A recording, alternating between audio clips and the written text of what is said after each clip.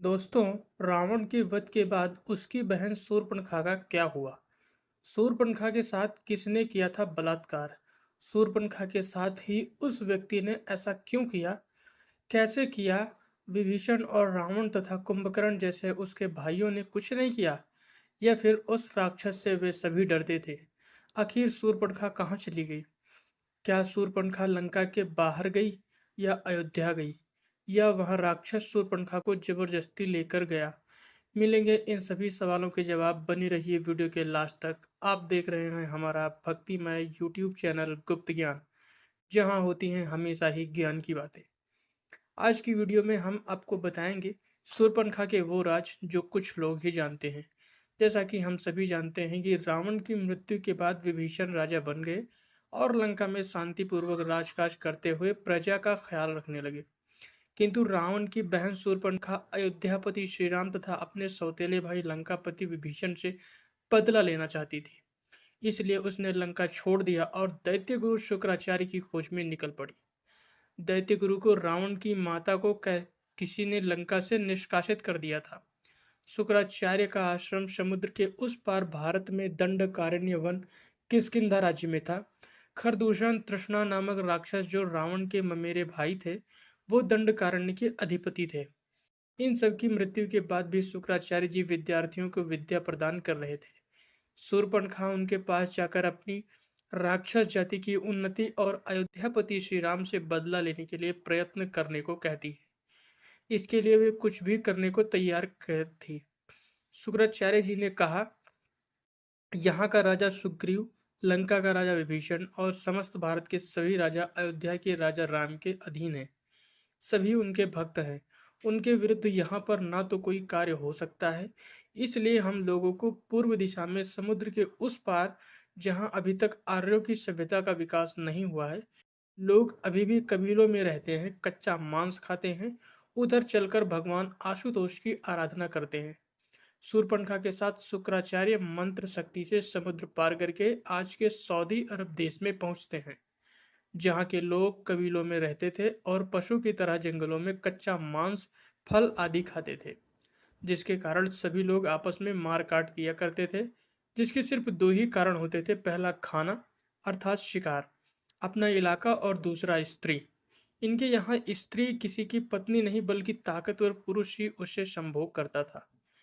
कबीले की सभी स्त्रियां पहले सरदार की स्त्री, उसके बाद जब सरदार किसी दूसरी स्त्री को अपना लेता था, तो पहली स्त्री फिर किसी अन्य पुरुष के साथ रहती थी।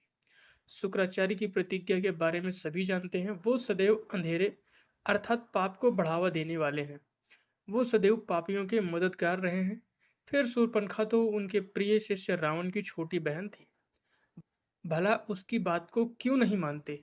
शूर्पणखा की नाक कटी हुई थी। वह हमेशा अपना मुंह ढक कर रखती थी।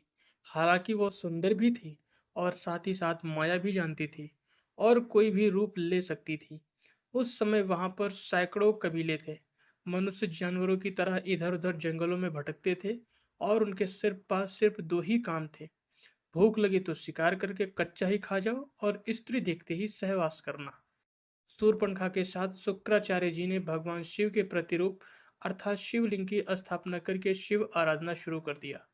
शूर्पणखा भी वहीं बैठकर बिना श्रद्धा भक्ति के शिव मंत्रों का जाप कर रही थी।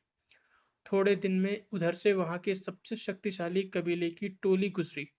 उसका मुखिया एक आदम नाम का एक भयानक लंबा चौड़ा हष्टपुष्ट शरीर का मालिक था।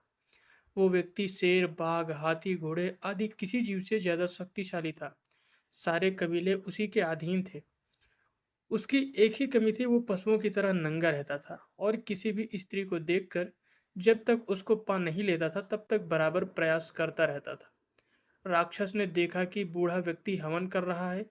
उसके सामने एक स्त्री जिसने मुख पर कपड़ा ढक रखा है, वह सुंदर स्त्री अगर मुखिया को मिल जाए तो मुखिया के साथ रह रही उसकी स्त्रियों को स्वतंत्रता मिल जाएगी। तभी उसके साथी उसके आदेश पर शूर्पणखा को पकड़ करके अपने मुखिया के पास पहुंचा देते हैं। मुखिया आदम ने शूर्पणखा से संभोग की इच्छा जताई। शूर्पणखा ने माया से सभी को विमोहित कर रखा था। उसे मालूम था ताकतवर व्यक्ति को कैसे फंसाया जा सकता है, और शुक्राचार्य से अनुमति देने की बात रखी।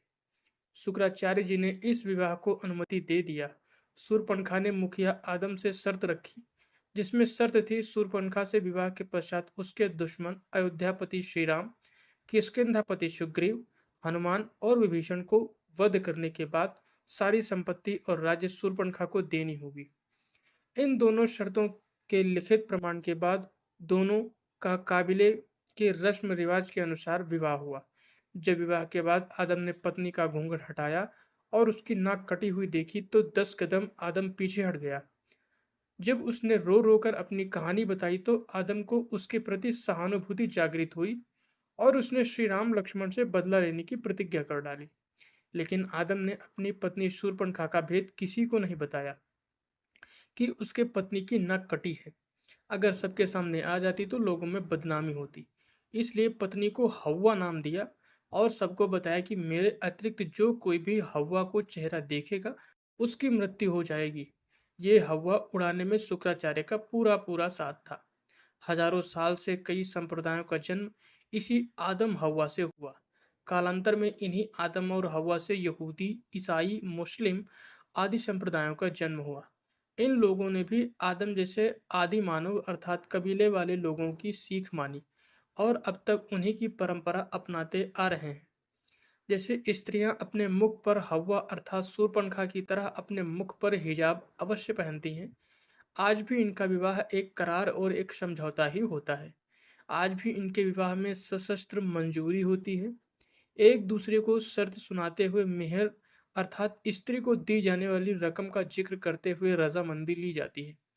अगर किसी कारण विवाह विच्छेद होता है तो मेहर की रकम पुरुष स्त्री को अदा करता है। तो इस तरह शूर्पणखा रावण की मृत्यु के बाद अरब देश में चली गई। आदम नामक व्यक्ति जो कई कबीलों का सरदार था, शूर्पणखा उससे शर्त के साथ संबंध बनाने को राजी हुई थी।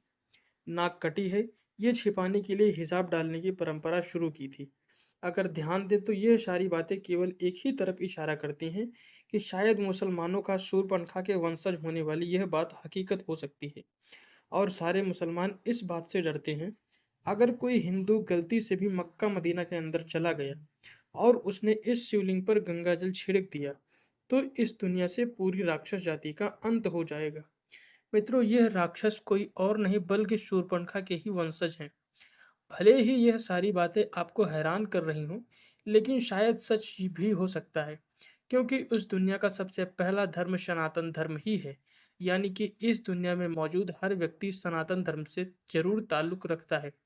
मित्रों, ठीक ऐसा ही प्राचीन समय में भी हुआ करता था। कुछ लोग मिलकर अपने अलग अलग नियमों और परंपराओं को बनाया करते थे और धीरे धीरे इसी तरह यही चीजें जातियों में तब्दील होती चली गई, जिससे आगे चलकर अनेक धर्मों की उत्पत्ति हुई। लेकिन दोस्तों, सनातन धर्म के कई व्यक्तियों द्वारा यह सवाल उठाया जाता है कि आखिर उन्हें मक्का मदीना के अंदर क्यों नहीं जाने दिया जाता। आगे बढ़ने से पहले आपसे निवेदन है कि हमारे चैनल गुप्त ज्ञान को सब्सक्राइब करके वीडियो को लाइक कर दें और वीडियो को ज़्यादा से ज़्यादा शेयर करें। वैसे मित्रों, कमेंट करके बताइए कि आपको क्या लगता है, मक्का मदीना के बारे में कही जाने वाली यह सारी बातें क्या सच हो सकती हैं या फिर यह सब एकमात्र कल्पना है। अपनी राय जरूर दीजिएगा। मिलते हैं किसी अगली इंटरेस्टिंग और